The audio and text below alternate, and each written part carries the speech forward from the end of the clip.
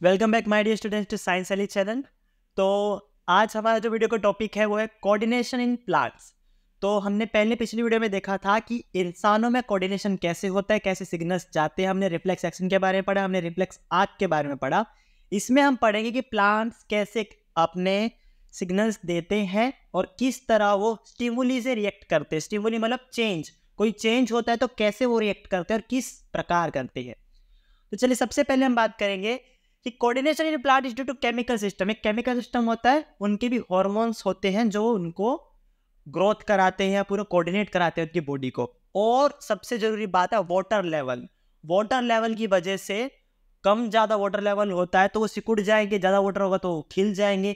इस वजह से भी कोऑर्डिनेशन होता है। वो आगे और अच्छी तरह पढ़ेंगे इसके बारे में, अभी सिर्फ हम डेफिनेशन देख लेते हैं।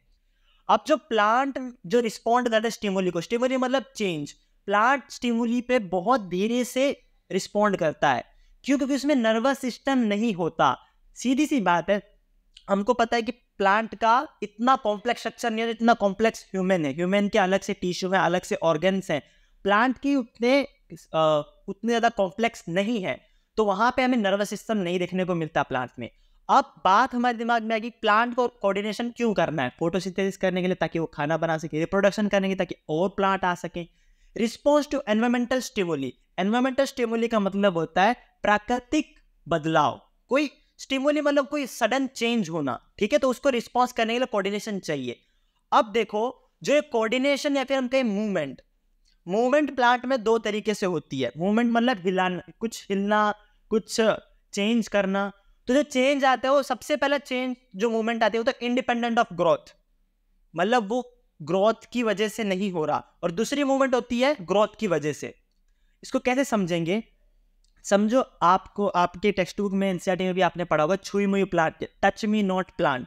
ये जो प्लांट है, इसको अगर आप छुओगे इसके पत्तों को तो सिकुड़ जाएगा। तो ये जो इसकी जो मूवमेंट है पत्तों की सिकुड़ना, ये ग्रोथ पे तो डिपेंड नहीं कर रही ना, उसकी ग्रोथ पे डिपेंड नहीं करेगी वो बढ़ रहा है कम हो रहा है। वो तो सडन चेंज था ना, सडन चेंज था, स्टिमुली पे रिस्पॉन्स किया उसने।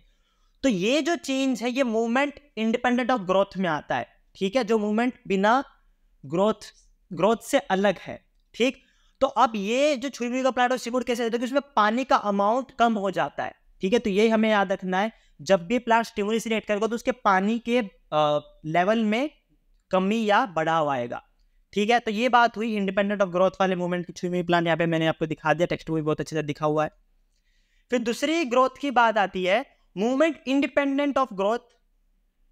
यहां पे आएगा movement dependent of growth, independent नहीं आएगा, यहां पे आएगा मूवमेंट डिपेंडेंट ऑन ग्रोथ। इन हटा दीजिए यहां से। तो इसमें सबसे पहले क्या है हमारा? फोटोट्रोपिज्म है। ट्रोपिज्म मतलब मूवमेंट, फोटो मतलब सनलाइट, सनलाइट की तरफ मूवमेंट होना। प्लांट का जो ऊपर का भाग है वो वहीं पे मूव करेगा जहां पे सनलाइट है। ये हमें पक्का याद रखना है। इसके नोट्स आप लिख सकते हो, बाकी मैं समझा रहा हूं इसको। देखिए, सनलाइट या फिर कोई भी लाइट है, ये ऊपर है तो इसकी जो मूवमेंट होगी, शूट मतलब होता है ऊपर का पार्ट, इसे कहते हैं शूट। और नीचे रूट्स का पार्ट जो जमीन के अंदर होता है। तो शूट कहां पे जाएगा? जहां लाइट होगी। लाइट यहां पे है तो ये शूट यहां पे चलेगा। शूट मतलब ऊपर का भाग, जो पेड़ के ऊपर का भाग होता है उसे शूट कहते हैं, जो उगता है ऊपर, ठीक है? तो यही मैंने इसके अंदर लिखा हुआ है कि जो शूट होते हैं वो लाइट की तरफ बेंड करते हैं और जो रूट्स होते हैं वो लाइट से दूसरी तरफ जाते हैं। हम आगे सीखेंगे कि ये फोटोट्रोपिज्म किस वजह से होता है। ऑक्सिन नाम के हार्मोन की वजह से होता है। वो हम प्लांट के हार्मोन पढ़ेंगे तब सीखेंगे। तो फोटोट्रोपिज्म आप नोट्स लिख सकते हैं इसके। आगे आपको जियोट्रोपिज्म आएगा। जियोट्रोपिज्म में क्या होता है कि जो शूट्स है, जो शूट है ऊपर वाला भाग है वो तो ऊपर जाएगा, पर जो रूट है वो धरती में जाएगी। वो किस वजह से होता है? ग्रेविटी की वजह से होता है। और अपनी तरफ खींचती है। ग्रेविटी की वजह से क्या होता है? रूट जमीन में जाती है और जो शूट है, शूट मतलब पेड़ के ऊपर वाले जो ब्रांचेस है वो जब जाती है ऊपर। तो ये जो पूरा प्रोसेस है, जो ये मूवमेंट है, इस मूवमेंट को कहते हैं जियोट्रोपिज्म। जियो मतलब अर्थ, ट्रोपिज्म मतलब मूवमेंट, ठीक है? तो ये बात थी जियोट्रोपिज्म की।